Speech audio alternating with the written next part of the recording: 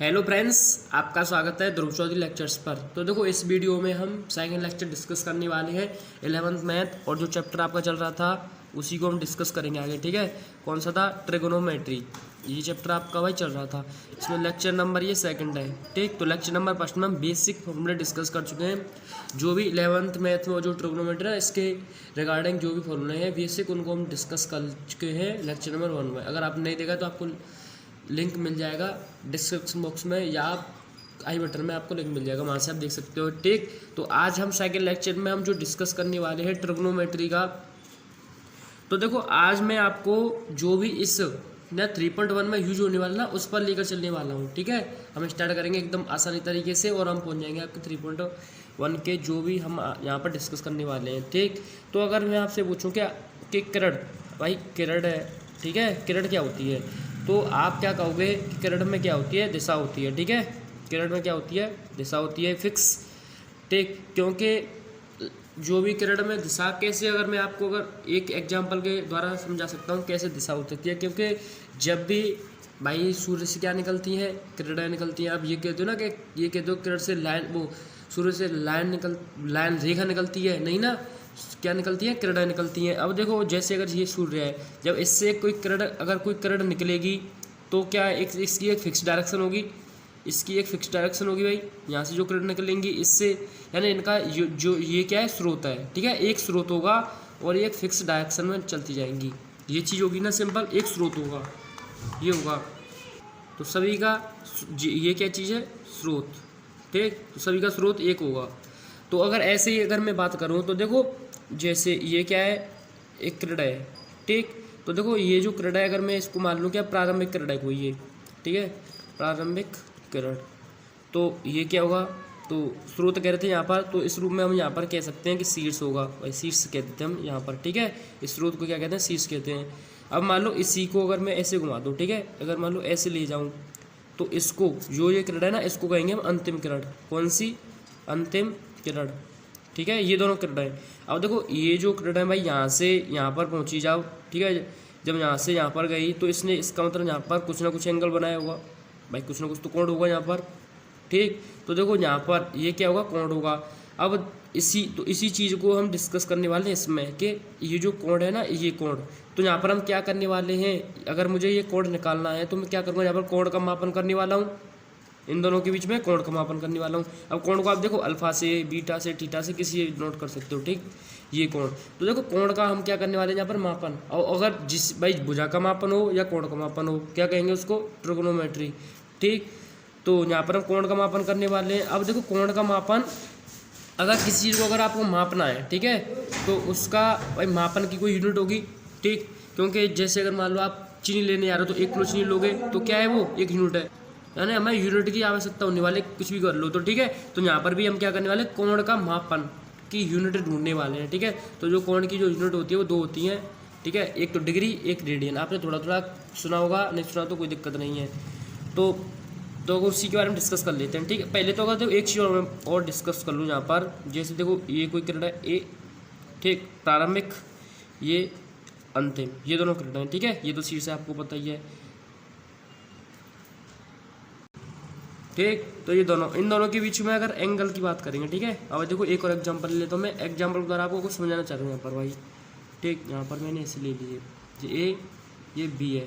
ठीक, इनके बीच में कोई एंगल होगा, मान लो ऐसे। अब देखो यहाँ पर जो ये अंतिम बिंदु, जो अंतिम जो किरण जा रही है वो कैसे? देखो, ये प्रारंभिक किरण, तो हम देखो अंतिम किरण को ऐसे ले जा रहे हैं। ऐसे ले जाने का मतलब, अगर आप घड़ी को बात करें तो घड़ी कैसे चलती है भाई? घड़ी जो चलती है वो ऐसे चलती है, ऐसे चलती है ना, ऐसे चलती है। अब देखो यहाँ पर ये जो हम इसको ले जा रहे हैं वो कैसे ले जा रहे हैं? ऐसे। इसका मतलब घड़ी के विपरीत कार्य करवा रहे हैं, घड़ी के विपरीत। अब घड़ी के विपरीत है तो इसका मतलब क्या है? एंटी क्लॉकवाइज ही तो कर रहे हैं हम। अगर घड़ी की दिशा में करते तो हम क्लॉकवाइज, यहाँ पर क्या हो रहा है? Anti clockwise. अब देखो यहाँ पर एंटी क्लॉकवाइज, यहाँ पर क्या है? घड़ी की दिशा में, तो घड़ी भी ऐसे ही घूमती है और एंगल भी हम इसको, जो भी अंतिम कर रहे हैं इसको भी इधर ले जा रहे हैं। तो इसका मतलब यहाँ पर ये क्या है? क्लॉकवाइज है, क्लॉकवाइज। अब ये एंटी क्लॉकवाइज, ये क्लॉकवाइज। यहाँ पर तो कोई एंगल थीटा है, यहाँ पर कोई एंगल थीटा है। पर लेकिन आपको अगर मैं एक कंडीशन बता दूँ, देखो जब भी आप एंटी क्लॉकवाइज दिखोगे तो आपको थीटा प्लस का मिलने वाला है। वैल्यू कैसी मिलेगी आपको? ये समझ लो, प्लस का एंगल मिलेगा आपको, ठीक है। और जब आप क्लॉकवाइज चलोगी तो आपको एंगल कैसा मिलेगा, नेगेटिव मिलेगा, ध्यान रखना आपको नेगेटिव एंगल रहने वाला है। तो ये है इसका बेसिक ये चीज़, ठीक है। अब हम जो बात कर रहे थे कि कोण की, ठीक है, अब हम बात कर लेते हैं कि कोण के मापन को हम दो प्रकार से कर सकते हैं, ठीक है। पहला है आपका डिग्री, किस में कर सकते हो आप, डिग्री में कर सकते हो, दूसरा कर सकते हो आप रेडियन में। ये दोनों होते हैं इसके मापन करने के। तो देखो अगर डिग्री सिंपल है, आपने सीखा होगा कि 90 डिग्री और 20 डिग्री, ठीक है। तो यहाँ पर जो हम दिखाते हैं देखो एक्स मान कुछ भी हो सकता है, 90 20, आप जो भी एंगल होता है, ठीक है, वो एंगल, और ये छोटा सा ये पॉइंट, ठीक है, ये क्या, ये छोटा सा पॉइंट, ये ध्यान रखना, ये दिखाता है डिग्री में। ये चीज़ कोई भी ले सकते हो आप, जैसे 45 डिग्री ले लिया मैंने, ये ऐसे दिखाऊंगा मैं, ये क्या है, डिग्री को दिखाने का, ठीक है, ये पॉइंट छोटा सा। अब अगर रेडियन की बात करें हम, ठीक है, तो देखो रेडियन में सिंपल है, रेडियन में कैसे दिखाते हैं, रेडियन में अगर आप कोई भी हो सकता है कुछ भी, देखो यहाँ पर सी, ठीक है, स्मॉल सी, ये स्मॉल नहीं कह सकते, बिल्कुल छोटा सा होता है सी, ऐसे। जैसे अगर मान लो रेडियन में दिखाना आपको π/2 सी, जैसे π/4 सी, ऐसे, ठीक है। ये किस में है, रेडियन में। तो अगर ऐसी मिल रही है आपको तो रेडियन, ऐसे डिग्री। अब हम दोनों में, अब देखो जो ये चैप्टर है ना, बस इसी का खेल है, इसमें डिग्री से रेडियन, रेडियन से डिग्री, इसी में आपको कन्वर्ट करवाएगा वो। अब कैसे कन्वर्ट करेंगे वो हम आसानी से सीखने वाले हैं अब, ठीक। तो देखो अब उसका हम फॉर्मूला डिस्कस करेंगे, उससे पहले हम देखो एक चीज़ डिस्कस कर लेते हैं, ठीक है। तो देखो ये कोई मैंने ले लिया आपके सामने गोला, ठीक है, कुछ भी समझ लो आप इसको। अब देखो यहाँ से जब आप भाई यहाँ से चलोगे, आप ऐसे जा रहे हो, ऐसे जा रहे हो, ऐसे जा रहे हो, ऐसे जा रहे हो, यहाँ से एंगल बनता जाएगा कितना कितना, यहाँ पर जाकर आ गए, ठीक है। आपने क्या किया, एक रोटेशन कर दिया, एक रोटेशन का मतलब एक चक्कर आप पूरा करोगे तो आप 300 डिग्री एंगल यहाँ पर कवर कर लोगे। भाई यहाँ से स्टार्ट करोगे तो आप कितना एंगल बना लोगे, 300 डिग्री। इसका मतलब क्या है कि देखो ऐसे 1 डिग्री 2 डिग्री ऐसे आप इसके क्या कर दो, 360 भाग कर दो। कितने कर दो, 360 भाग कर दो इसके, 360 भाग कर दे ऐसे मान लो इसके कितने हो गए, 360 भाग हो गए इसके ऐसे। अब जब आप इसके 360 भाग कर दोगे, अब मैं क्या कर रहा हूँ कि मुझे देखो 1 डिग्री को देखना है, ठीक है। अब देखो 360 में जो भी भाई 360 मैंने इसके भाग किए, 360 भाग किए, इसमें से अगर मैं एक भाग को उठा लूँ, ठीक है, तो एक भाग को मैं लूँगा तो 1/, जो 1/360वां जो भाग होगा, 360 भाग किए उसमें से मैं एक भाग को ले रहा हूँ, एक को, ठीक है, एक भाग ले रहा हूँ मैं इसका, एक भाग। तो 1/, जो 360वां जो भाग होगा वो पता किसके बराबर होगा, आप बता सकते हो कि जो एक भाग लिया ये, तो यहाँ पर एंगल कितना बनेगा भाई, 1 डिग्री। अगर मान 2 भाग लेता मैं तो 2 डिग्री हो जाता है, क्यों 1 और 1 2, क्योंकि मैं एक एक भाग करता जा रहा हूँ, कितने 360। और आपको पता है एंगल 360 बनते हैं, जो जब 360 भाग कर रहा हूँ तो, और 360 अगर देखो 360 अगर एंगल बन रहा है, 360 भाग कर रहा है तो कितना आ जाएगा 1। तो यानी एक डिग्री के एंगल बनते जा रहे होंगे सभी। तो वही चीज़ कह रहा हूँ कि 1/300वां जो भाग होगा वो किसके बराबर होगा, 1 डिग्री के बराबर होगा भाई, वो 1 डिग्री के इतने बराबर होगा ना। जैसे अगर मैं समझाना चाहूँगा, और जैसे ये घड़ी है तो घड़ी में क्या होता है कि जैसे भाई घड़ी जो है मान लो ये ऐसे, ये आपका क्या है 12 है यहाँ पर, ठीक है, यहाँ पर 1 बजता है, ये समझ लो क्या है 1 बजता है यहाँ पर। अब जब घड़ी पूरा रोटेशन कर देगी, किसकी, मिनट की सुई, मिनट की सुई जब पूरा ऐसे घूम जाएगी तो घंटे की सुई कितनी होगी, बस यहाँ से यहाँ तक जाएगी, यहाँ से यहाँ तक की जाएगी ना, बस इतना कवर करेगी वो। वही सेम कंडीशन है कि हम 360 में से क्या कर रहे हैं, एक भाग को ले रहे हैं, वो किसके बराबर होगा, 1 डिग्री के बराबर होगा, ठीक। ये होता है यहाँ पर, ये चीज़ है सिंपल। अब देखो अब यहाँ पर हम एक चीज़ और डिस्कस करेंगे। देखो जो 1 डिग्री होती है ना वो आपकी 60 मिनट के बराबर होती है। वही अभी यानी एक, अगर मैं इस वाली चीज़ को अगर 1 डिग्री मान लूँ, वैसे यहाँ पर मान लो 1 डिग्री मान लूँ तो किसके बराबर हो जाएगी भाई, 1 डिग्री ये तभी तो होगी ना जब ये कितना, ये पूरा चक्कर लगा देगी मिनट की सुई, कितना 60, ठीक है, 60 मिनट लगा देगी ये चीज़। यानी 1 जो डिग्री होगी वो 60 मिनट के बराबर होगी, कितने के बराबर होगी, 60 मिनट के बराबर होगी, ये चीज़ है, ठीक। अब देखो एक अगर ये, हाँ ये साइन किस पता है किसका है, ध्यान रखना, मिनट को दिखाना आपको ऐसे दिखाना पड़ेगा। तो जो 1 डिग्री है वो 60 मिनट के बराबर होगी, ठीक है, 1 डिग्री किसके बराबर होगी आपकी, 60 मिनट के बराबर होगी भाई, ठीक, 1 डिग्री 60 मिनट के बराबर होगी। और जो 1 मिनट है वो आपकी ध्यान रखना 60 सेकंड के बराबर होगी। ये किसको दिखाएगा, सेकंड को। ये चीज़ आपको याद रखनी है भाई यहाँ पर, ठीक है। ये क्या है मिनट, ये क्या है सेकंड, ऐसे ही, ठीक है, ध्यान रखना। 1 डिग्री 60 मिनट के बराबर होती है और 1 मिनट 60 सेकंड के बराबर होती है। ये अब हम चलते हैं वही फॉर्मूला जो मैं आपको बताया था, रेडियन से डिग्री, डिग्री से रेडियन में हम कैसे जा सकते हैं, ठीक है। उसके बारे में अगर डिस्कस करना चाहें तो देखो आपको पता होगा, नहीं पता कोई दिक्कत नहीं, कि पाई जो रेडियन होता है, ठीक है, पाई रेडियन होता है वो 180 डिग्री के बराबर होता है।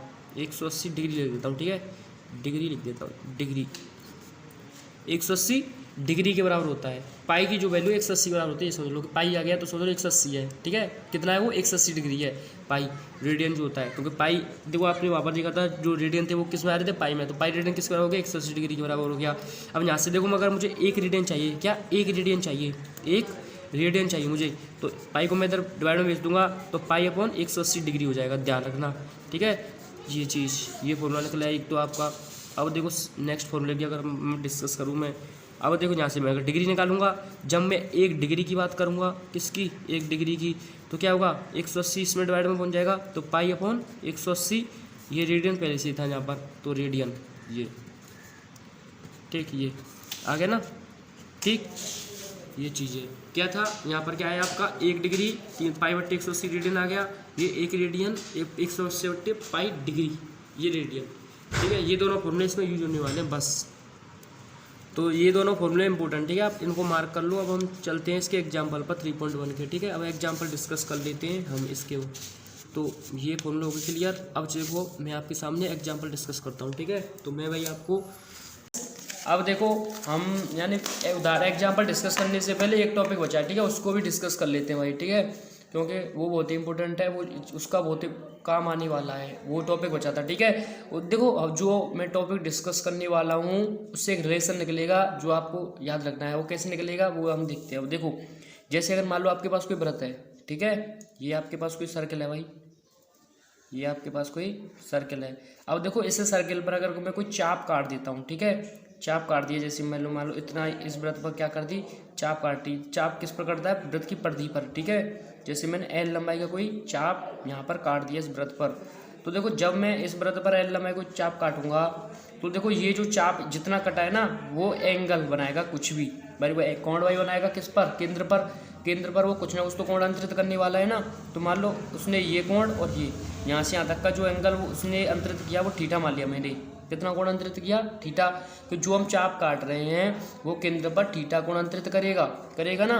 ये क्या है, वृत्त की त्रिज्या, ये क्या है, वृत्त की त्रिज्या है। अब यहीं से एक रिलेशन है कि जो थीटा होता है वो एल अपॉन आर के बराबर होता है, तो आपको ये रिलेशन याद रखना भाई डायरेक्ट, ठीक है। ये रिलेशन बहुत कम आने वाला है, theta equal to L upon R, ये यहाँ पर ये, ठीक है। चाप काटा एल लंबाई का, जब वृत्त त्रिज्या आर हो, थीटा। ध्यान रखना ये जो एंगल होता है यहाँ पर जो थीटा है ये केंद्र पर बना कोण होता है, केंद्र पर बना कोण, केंद्र पर बना कोण। अब मैं बात करूँ एल, एल क्या है, चाप की लंबाई, किसकी, चाप की लंबाई, जो वृत्त पर हम चाप काटेंगे, ठीक है। आर क्या है, सर्कल की रेडियस, सर्कल की रेडियस, सर्कल की रेडियस का मतलब वृत्त की त्रिज्या, ये भाई, ठीक है। तो बस भाई सारे टॉपिक हो चुके हैं कंप्लीट अब, ठीक है। अब देखो हम नेक्स्ट वीडियो में इसके एग्जांपल डिस्कस कर लेंगे। बस आपको वीडियो अच्छा लगा हो please like subscribe and share. मिलते हैं आपसे नई वीडियो में जहाँ पर हम एग्जांपल डिस्कस करने वाले हैं। धन्यवाद।